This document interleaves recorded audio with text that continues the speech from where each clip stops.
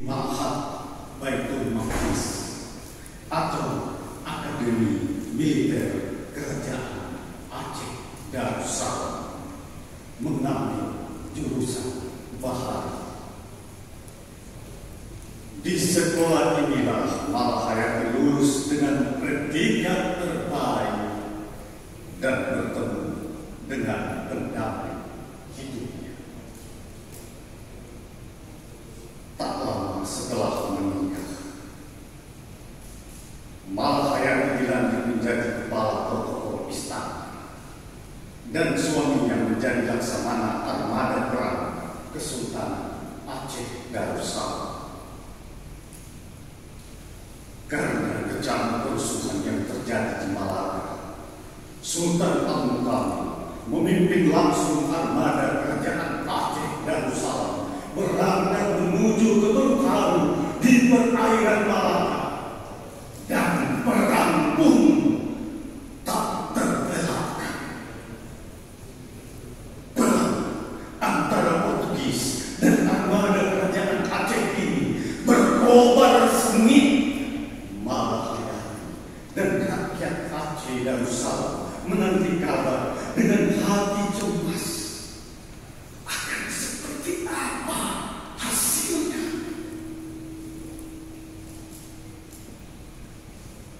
Akhirnya kabar kemenangan itu datang. Kemenangan yang harus dibayar mahal.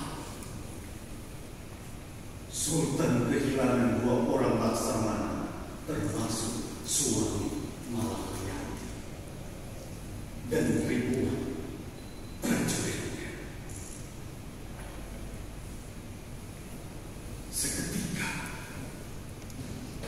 1000 perempuan menjadi janda dan banyak anak menjadi yatim dengan berita kehilangan ini. Malahayati terpaku di tempatnya, seakan tidak percaya mendengar kabar kematian suaminya. Langit seolah runtuh rata dengan tanah, air mata menjelma amarah tergambar di wajah.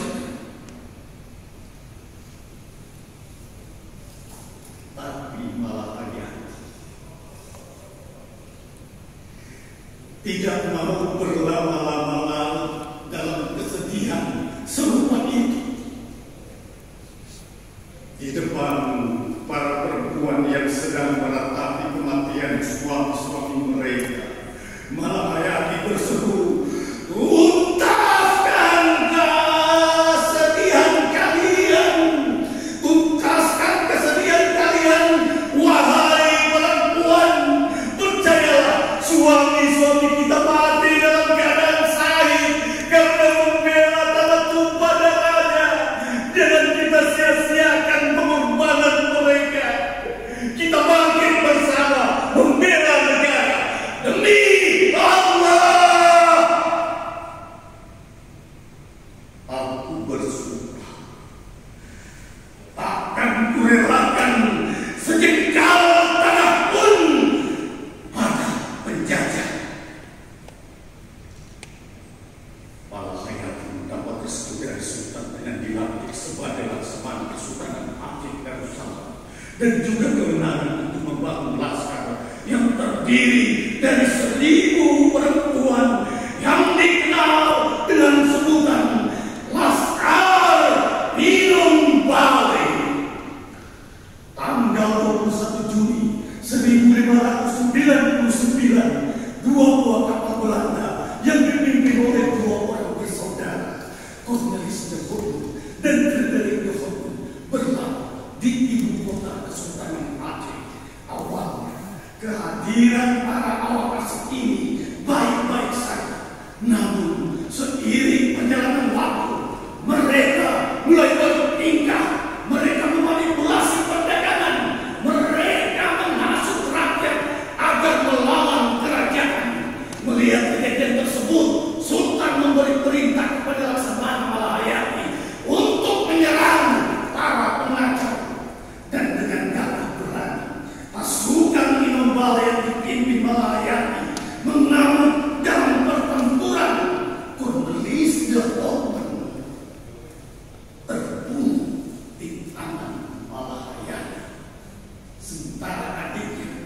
ditawan dalam peristiwa yang terjadi pada tanggal 11 September 1599. Pada Juni 1606, armada Portugis di bawah pimpinan Alfonso de Castro menyerang Kesultanan Aceh Darussalam. Malayarti bersama Datu Wangsa dan armada Pinombale lagi-lagi berjuang dengan gagah berani. Mereka merangsek maju, menerjang tanpa pernah takut, nyawa terpisah dari badan. Perang yang menggentarkan yang mereka raih dengan kemenangan. Sejak saat itu, perang-perang besar melanda Kesultanan Aceh. Silih berganti musuh datang ingin menaklukkan. Namun hingga negara Indonesia berdiri, Aceh tetap kokoh, tak terkalahkan. Kisah perjuangan Laksamana Malahayati beserta Laskar Pinombale menjadi abadi dalam ingatan dan tetap berkilau sepanjang zaman. Terima kasih kepada pemerintah DKI Jakarta yang telah menambah kilau salah satu pejuang perubahan Aceh dengan mengabadikan namanya sebagai nama jalan di ibu kota.